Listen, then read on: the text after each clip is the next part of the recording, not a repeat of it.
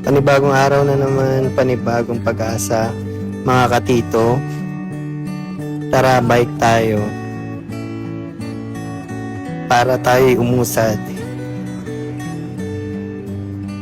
Hindi lahat ng laban sa buhay mabilis ang takbo. Minsan mabagal, minsan pagod, minsan gusto mo nang tumigil.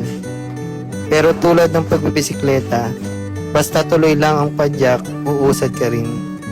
Hindi kailangang mauna. Ang mahalaga, hindi ka sumusuko. Kaya kung napapagod ka ngayon, pahinga saglit. Pero huwag kang titigil. Laban lang.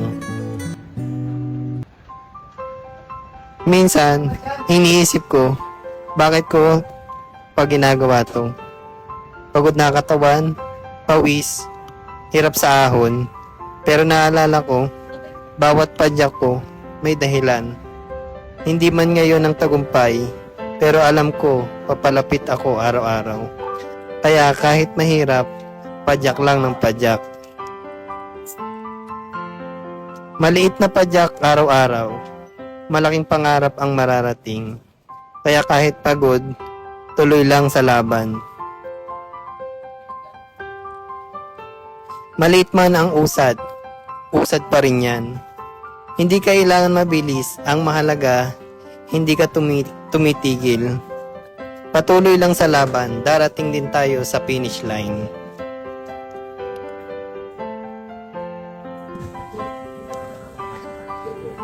Minsan sa buhay, pakiramdam natin, napakabagal ng ating pag-usad. Habang iba ay tila mabilis nang umaangat, tayo naman ay parang naiwan sa likod.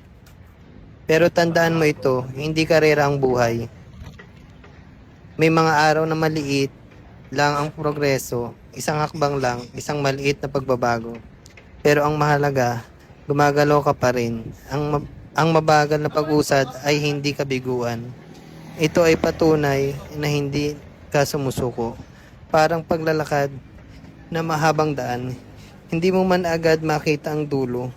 Bawat hakbang ay inilalapit ka pa rin sa iyong pangarap.